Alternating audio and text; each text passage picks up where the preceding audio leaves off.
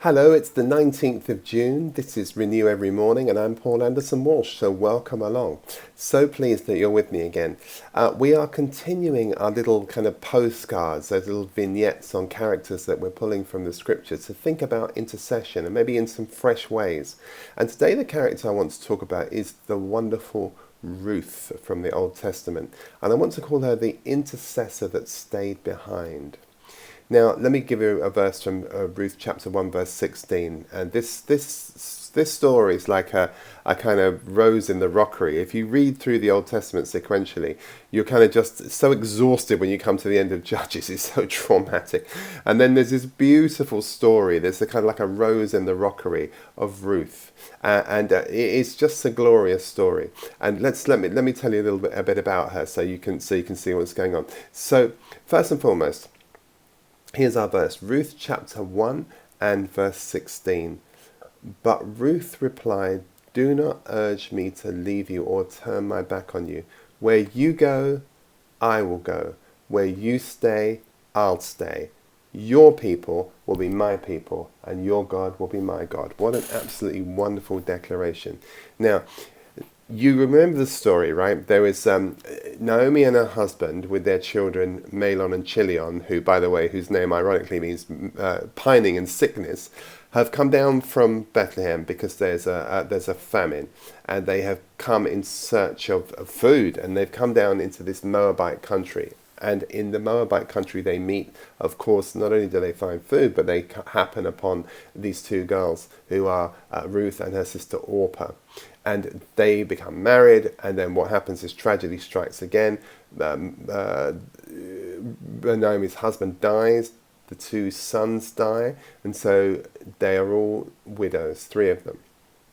And it's a horrible, horrible moment. And Naomi says, look, to the girls, you're young, you're beautiful, there's a life ahead of you, just go. You need to go and find your way out, find another life for yourself. And Orpah says, it literally says this, Orpah wept and kissed them goodbye. But Ruth said, no, I'm with you until the day I die. Ruth said, do not urge me to leave. Don't even begin to ask me to turn my back from you.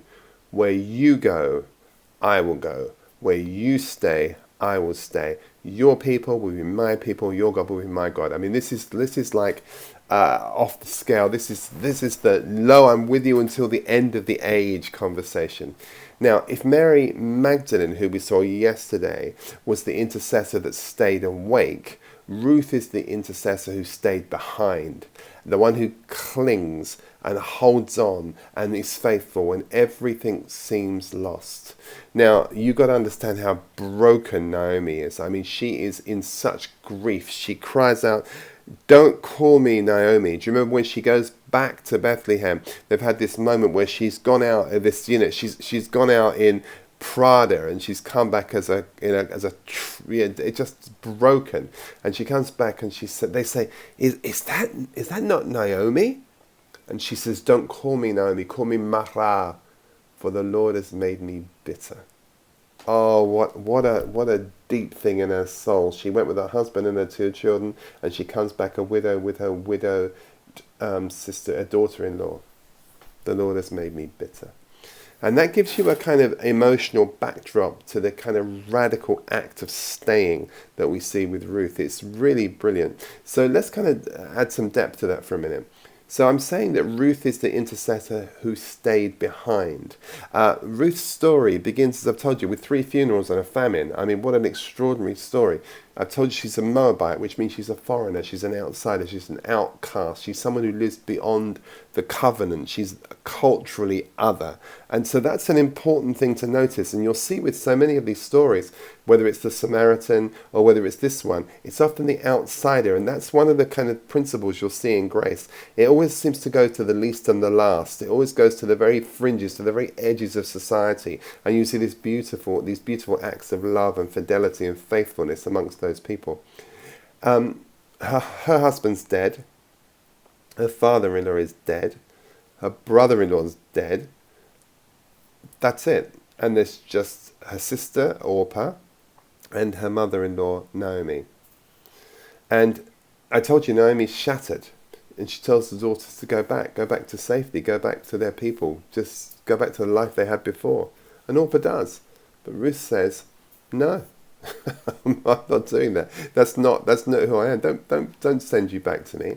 This is not sentiment in her sense. This is covenant. She doesn't stay out of pity. She stays out of purpose, and she binds herself to Naomi and to Naomi's God. And that same God, that's the same God that Naomi is now cussing out and blaming for her bitterness. Marah, the Lord has made me bitter, is what it means. She returns to Bethlehem with nothing. So she left full, she comes back empty. And when the people see her, I said to you, they said to her, this is Naomi? No. Now, the grief is way too deep and way too serious. She literally, I don't know, she feels as if God's given up on her. She's no hope left. But actually, there's no future to imagine. There's no story she wants to live in. There's nothing. But is it because Ruth stays with her that somehow things begin to turn? Because something glorious is about to happen in this family. She stays, maybe not because Naomi's full of faith, but because Ruth is full of loyalty. She becomes an intercessor, not in prayer again, but by presence. She's a consistent, loving presence of God. Ruth doesn't rebuke Naomi. She doesn't correct her. She doesn't, you should know better. She doesn't do any of that. She just walks with her back to Bethlehem. To hunger, to shame, and to an unknown future. But rather like we see in Hebrews, they go out not knowing. But I'm telling you, Ruth had seen the invisible God. She is an intercessor of covenant. What she demonstrates here is this wonderful loving kindness.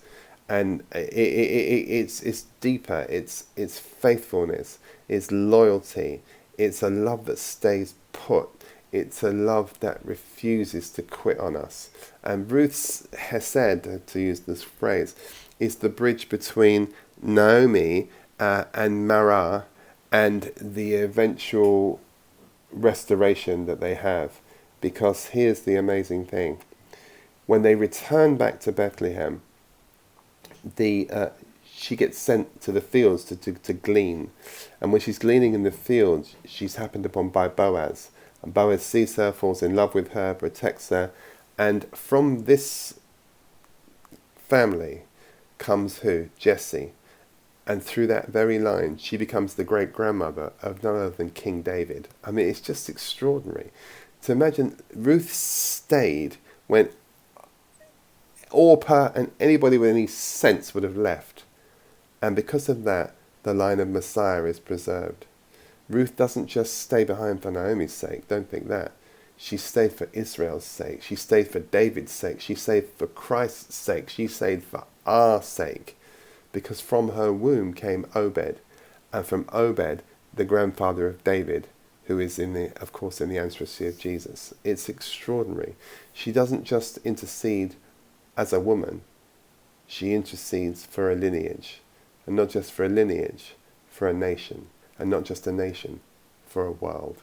So what do we learn from that? Well, Ruth teaches us, I think, that intercession is not always loud. It's often silent, faithful, costly, steady, unfashionable.